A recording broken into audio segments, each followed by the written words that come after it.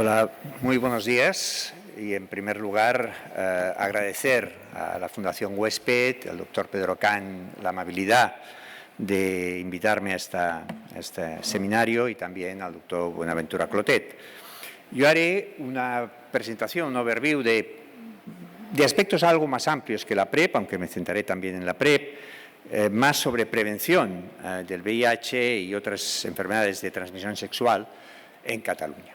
Esta primera diapositiva es perfectamente conocida por ustedes, que nos dice pues, cuántos millones de personas están hoy en día conviviendo con el virus, cuántos de ellos, 27 millones y medio, reciben tratamiento, o el número de muertes que en estos momentos se producen o se han ido produciendo, perdón, en las pacientes con VIH. El 90-90-90, en Cataluña estamos en estos momentos en el 91% de diagnóstico, 91% de tratamiento y un 92% con carga indetectable, y esperamos llegar al target del 95-95-95. Y aquí también es muy importante el cero de la discriminación. Hoy hemos estado hablando precisamente en una mesa, yo creo que extraordinaria, y una presentación de Andrew Clark, extraordinaria, sobre discriminación, estigma y recordar la discriminación cero. Unos cuantos datos sobre Cataluña: hay unos 329 casos diagnosticados nuevos en el año 2020, una tasa global en el 2020 de 4,2 por 100.000 habitantes, algo menor que la europea, y una reducción del retraso del diagnóstico del 43% en el año 20 y que ha disminuido desde el año 2002, en que era un 64%. Importante la prevención combinada. Hemos estado hablando también de la atención individual y la necesidad de la atención multidisciplinar. Distintos especialistas que tratan a una persona con VIH. Hemos estado incluso hablando pues la necesidad o no de este médico infectólogo como médico de cabecera, la necesidad también de una mayor coordinación con la atención primaria y otros profesionales. Lo mismo sucede en el ámbito poblacional, y el hecho de ofertar múltiples intervenciones basadas en la evidencia y en programas integrales tienen un mayor impacto en la transmisión del VIH y otras enfermedades de transmisión sexual que una sola estrategia. Y aquí tenemos estrategias en el campo biomédico, donde tendremos la PrEP y nos detendremos en la PrEP. Tendremos intervenciones, o debemos como gobiernos y como países, como sociedad, intervenir estructuralmente, reduciendo especialmente el estigma y elementos, y mejorando evidentemente la calidad de vida de las personas, y el elemento comportamental, en el sentido de buscar hábitos mucho más saludables. Cuando hablamos de estigma, y podemos hablar de estigma evidentemente en el VIH, pero podemos hablar de estigma en salud mental, podemos hablar de estigma, ¿no?, en la prevención del suicidio. Hay un tratamiento, hay una intervención que es muy útil, que debe realizarse estructuradamente, cierto, pero que el doctor Clotet ya avanzaba, ¿no? El hecho de las escuelas, pero sobre todo el hecho de hablarlo, de hablar en las escuelas, de hablar en el ámbito social. Hablar es una de las mejores intervenciones, que se hable socialmente, es una de las mejores intervenciones para reducir el estigma. Yo siempre recuerdo una cosa: el cáncer, años atrás, tenía estigma. Nosotros, hoy en día, todo el mundo, no digo todo el mundo, pero muchísimas personas reconocen abiertamente que tienen un cáncer, lo anuncian. Si son personas con una cierta popularidad, lo pueden anunciar en las redes sociales. Y hoy en día el cáncer es una enfermedad sin estigma. Y hemos de conseguir y tratar lo mismo con las personas VIH, y hemos de conseguir y tratar lo mismo, repito, en otras circunstancias, en otros ámbitos, como por ejemplo la salud mental. Hay 4 actuaciones claves que impactan en la prevención. La primera, lógicamente, reducir el número de nuevas infecciones por VIH, y aquí una de ellas, y me extenderé un poquito más, es la PrEP. Disminuir el retraso diagnóstico del test and treat, ¿no?, la necesidad de testear. El doctor Pedro Can ayer insistió, ¿no?, de testear, también a la gente mayor, ¿no?, el hecho de que porque seamos mayores, como muy bien decía aquel póster, la edad no es un preservativo, el asegurar la provisión de tratamiento y mejorar la calidad de vida, donde no me extenderé porque repito que hoy hemos tenido una mesa extraordinaria al inicio sobre calidad de vida, estigma y discriminación. Si hablamos de reducir, lo primero es material divulgativo y aquí podemos encontrar múltiples ejemplos, pero sobre todo lo que es importante es que este material educativo esté trabajado conjuntamente con las organizaciones no gubernamentales, con las organizaciones comunitarias, con los expertos y también con la propia administración. O el hecho de tener un teléfono confidencial, con información confidencial, con en estos momentos más de 1.500 llamadas atendidas en los últimos años, o el apoyo a proyectos comunitarios. Trabajar VIH y comunidad es importantísimo. Hay más de 30 entidades no gubernamentales en Cataluña. Somos un país pequeño de 7,5 millones y con un presupuesto de 1,5 millones destinado precisamente a estos proyectos comunitarios. Plan de accesibilidad al preservativo, plan de intercambio de jeringuillas. Aquí podemos ver cómo la COVID impacta. Vean ustedes cómo en el año 20 disminuye este intercambio de jeringuillas de manera muy drástica, como sucede con otras muchas o ha sucedido con otras muchas enfermedades. Y la profilaxis preexposición. La profilaxis preexposición que se aprueba por la EMA en Europa en el año 16, algo más tarde que por la FDA, que, como sucede con otros medicamentos, hay un retraso en el acceso en España en general, porque es el año 19, si no recuerdo mal, a finales del 19, cuando la PrEP entra en lo que es el Benefit Basket, en lo que nosotros llamamos la cartera de servicios financiada con dinero público, y por tanto es en el año 19 cuando empezamos el proyecto de PrEP. Anteriormente se habían hecho ya estudios para poder ir administrando la PrEP, porque era un medicamento aprobado por la EMA, pero eran estudios de factibilidad, de viabilidad, de ver pues, qué precisamente obstáculos podíamos tener y cómo podíamos organizar mejor la misión de PrEP. En estos momentos tenemos 7.000 personas con PrEP, es el 55% de todo el Estado español. La previsión para el 23 es de crecimiento de un 10%, es decir, de llegar a 7.700 personas con PrEP. La PrEP es una medicación, lo que nosotros llamamos medicación hospitalaria de dispensación ambulatoria, es decir, se dispensa en el hospital, en la farmacia del hospital, y se dispensa en 19 hospitales de Cataluña. Más, y esta es la característica, 2 centros comunitarios. Son el de Drassanas y Checkpoint, un centro que está muy ligado al Hospital Germans Trias y Pujol, y donde hicimos una actuación por la vehemencia tanto de las personas de Checkpoint como sobre todo del doctor Clotet y del equipo del doctor Clotet, de poder administrar PrEP en un centro comunitario, en Checkpoint. Pero es un centro comunitario que está en una zona de ocio, ¿no? En una zona de ocio, lo que llamamos el Gay Eixample, donde muchísimas personas, es un centro de referencia donde muchísimas personas van a buscar consejo, donde muchísimas personas están siendo seguidas, etcétera, y por tanto allí lo que debíamos conseguir era un espacio del hospital dentro de Checkpoint.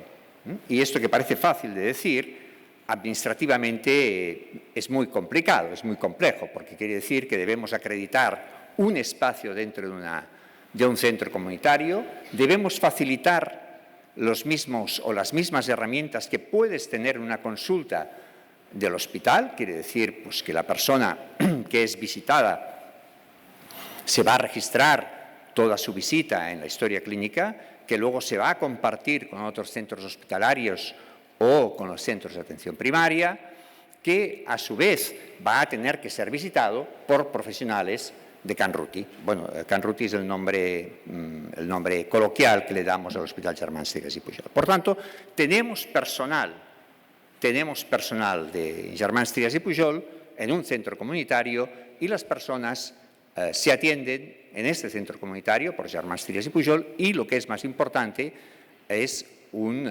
centro que también tiene esta farmacia comunitaria y por tanto cumple este requisito de poder dispensar este tratamiento, esta PrEP, que se dispensa normalmente por 3 meses y donde también hacemos todo el seguimiento, igual que se hace en los centros hospitalarios, de estas personas que reciben la PrEP. En cuanto a otras acciones para poder reducir la infección, el número de nuevas infecciones, es la profilaxis posexposición no ocupacional, y en este caso son 1.800 casos los que tuvimos hasta este año 21.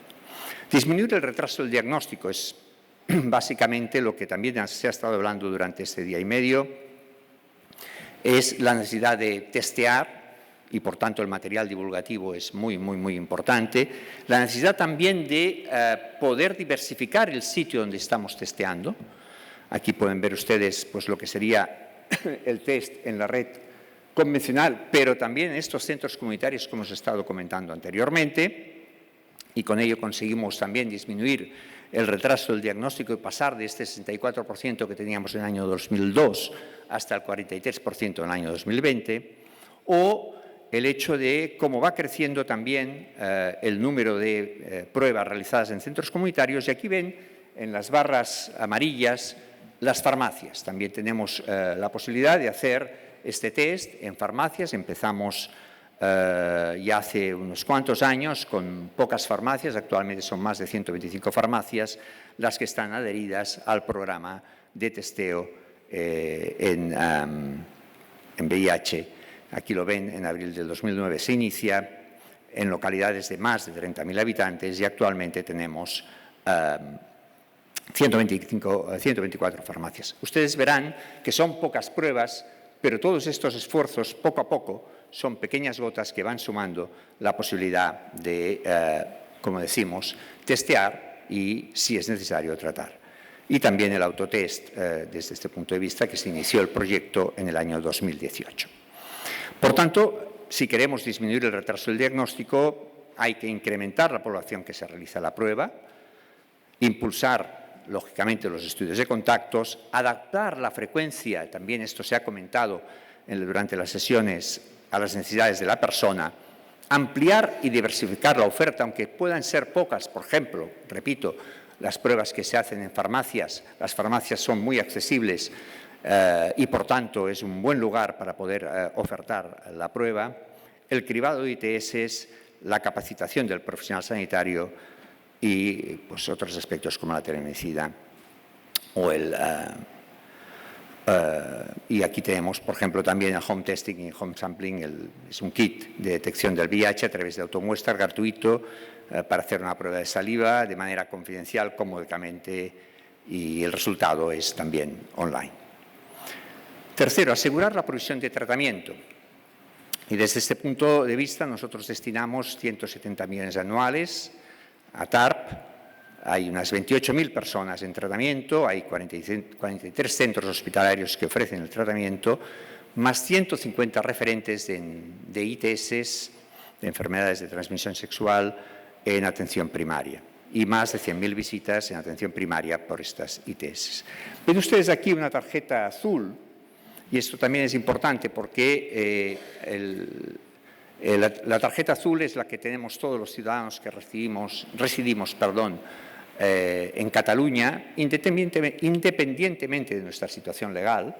Es decir, si tú vives en Cataluña, pues lo primero que has de hacer es empadronarte, y si te empadronas, es fácil, y si no tienes vivienda, pues las organizaciones gubernamentales te empadronan. A partir de ahí recibes la tarjeta y tú ya tienes acceso a lo que es la atención sanitaria sin restricciones. Y desde este punto de vista es importante porque esto también es un elemento clave para poder prevenir la infección. Porque si tú, por la razón social, económica, etcétera, no hablo ahora solo del VIH, sino en general, tienes dificultades de obtener un tratamiento, o tener una prueba diagnóstica o de obtener un counseling, lo que estás haciendo es finalmente facilitar el incremento de la infección. Y lo último ya, las actuaciones que impactan en la prevención. Yo, repito, no me voy a extender en mejorar la calidad de vida. Yo creo que se ha tratado hoy abiertamente y se ha explicado muy bien. Sí que es cierto en este sentido en que en lo que es el plan interdepartamental de prevención de la infección por VIH y otras enfermedades de transmisión sexual, se está hablando del pacto social frente al estigma y la discriminación. Se habla ya de la perspectiva de género, y digo ya porque no eran aspectos tratados fácilmente anteriormente, y el abordaje del envejecimiento y la fragilidad. Esta es la gran, yo diría, novedad. Es decir, cada vez más, aquí se ha explicado muy bien, ¿no? Las personas con VIH envejecen y, por tanto, como otras personas ya mayores, esta fragilidad va a llegar. Aquí las intervenciones que más se promueven es la estratificación de la población en cuanto a comorbilidades y capacidad de fragilidad. Esto en general, todas las personas en Cataluña pues, están estratificadas por riesgo de comorbilidades. Es muy necesaria, aquí también se apunta y lo han apuntado también antes Bonaventura Clotet, el trabajo conjunto entre atención primaria y hospital. En este sentido, es verdad que el paciente o la persona que tiene la infección o la enfermedad es una persona que está muy ligada a su infectólogo, eso es cierto, es seguramente muy distinto a otras patologías. Por tanto, si hoy le duele la cabeza o si le duele la espalda, se lo preguntará al infectólogo porque no sabrá si a lo mejor puede tener una relación o no.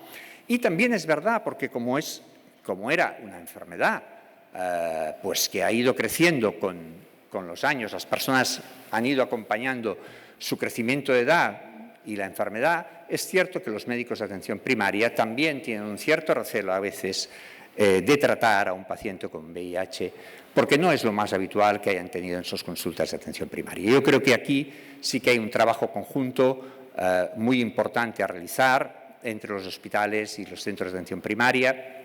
La forma de organizar la asistencia también es importante. En Cataluña es una organización de Sistema Nacional de Salud muy similar a la que puede haber en Dinamarca o en Reino Unido, por ejemplo, donde el GP es la puerta de entrada y cada centro hospitalario tiene una serie de centros de influencia a su alrededor, que por tanto es donde el médico de atención primaria deriva al paciente, a cualquier paciente, a la atención especializada si lo recibe, y por tanto desde este punto de vista también es más fácil, organizativamente hablando, poder trabajar conjuntamente. Es fácil, pero siempre requiere mucho trabajo entre ambos estamentos. Yo creo que lo dejaría aquí. Las conclusiones pienso que ya las hemos estado comentando. Repito, insisto, agradecer muchísimo la posibilidad de poder estar hoy aquí. Han sido 2 sesiones, la de ayer por la tarde y la de esta mañana, muy interesantes. Muchísimas gracias.